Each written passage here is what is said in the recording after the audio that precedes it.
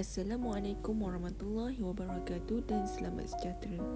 Kumpulan kami akan membincangkan nutrisi autotrof dan nutrisi heterotrof. Seperti yang kita tahu, nutrisi ialah cara organisma memperoleh nutrien dan tenaga melalui makanan untuk proses hidup. Jadi kami akan membincangkan jenis-jenis nutrisi. Nutrisi pertama adalah nutrisi autotrof. Perkataan autotrof berasal daripada bahasa Yunani iaitu makan sendiri. Organisma autotrof tidak memerlukan makanan pada makhluk hidup lain. Selain itu, organisma autotrof mensintesis bahan organik daripada bahan tak organik. Kebiasaannya organisma autotrof ialah tumbuhan hijau dan bakteria. Nutrisi autotrof ada dua, iaitu fotoautotrof. Fotoautotrof ialah organisma yang dapat menggunakan sumber tenaga cahaya matahari untuk mengubah bahan bukan organik menjadi bahan organik. Makanan dapat dihasilkan daripada bahan bukan organik iaitu karbon dioksida dan air. Contoh organisma fotoautotrof ialah tumbuhan hijau iaitu mensintesis makanan sendiri melalui proses fotosintesis. Yang kedua pula ialah kemoautotrof. Kemoautotrof ialah beberapa jenis bakteria yang mensintesis sebatian organik tanpa menggunakan cahaya.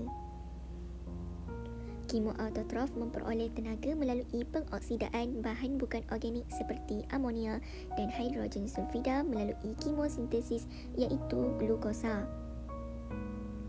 Contoh organisma kemoautotrof ialah bakteria Nitrobacter sp.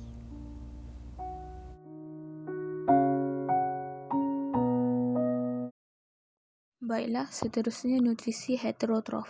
Heterotrof berasal dari bahasa Yunani iaitu heteros, yang lain, manakala tropos, makan. Organisma ini memerlukan sebatian organik di mana karbon diekstrak untuk pertumbuhannya.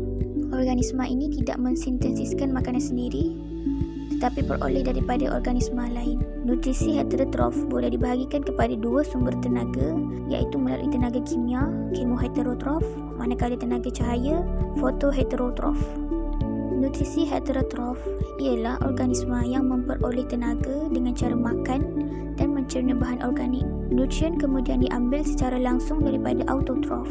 Nutrisi heterotrof terbahagi kepada tiga jenis iaitu saprotrof, holozoik dan parasit. Saprotrof merupakan organisma yang dikenali sebagai saprofit yang memperoleh nutrien daripada organisma mati, reput atau sisa organisma. Pencernaan nutrien berlaku di luar sebelum diserap ke dalam badan. Organisma jenis saprotrof akan mengeluarkan enzim, kemudian makanan dicerna di luar badan. Seterusnya, nutriennya diambil daripada organisma mati tersebut. Contohnya kulat roti dan cendawan. Seterusnya holozoik. Holozoik ialah organisma yang makan organisma lain, mencernakannya sebelum diserap ke dalam badan. Holozoik terbahagi kepada tiga jenis, herbivore yang makan tumbuhan sahaja, carnivore yang makan daging sahaja, manakala omnivore makan kedua-duanya. Sebagai contoh, tupai ialah jenis herbivore, singa jenis carnivore dan beruang jenis omnivore. Manusia dan hampir semua haiwan adalah heterotrof holozoik. Akhir sekali, parasit. Parasit ialah organisma yang menyerap nutrien daripada organisma lain. Parasit ialah organisma yang menyerap nutrien daripada organisma hidup iaitu perumah. Macam yang kita tahu, parasitism adalah hubungan antara dua organisma di mana satu akan mendapat keuntungan manakala satu lagi akan mendapat kerugian. Sebagai contoh, cacing pita dan kutu di mana perumahnya ialah kita manusia. Cacing pita adalah parasit jenis internal iaitu parasit jenis dalam. Ia akan hidup pada perumah kemudian mengambil nutrien yang perumah itu sendiri makan. Perumah seterusnya akan kekurangan nutrien.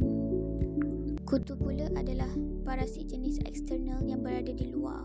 Akhir sekali, bunga padma yang menyerap nutrien daripada tanah.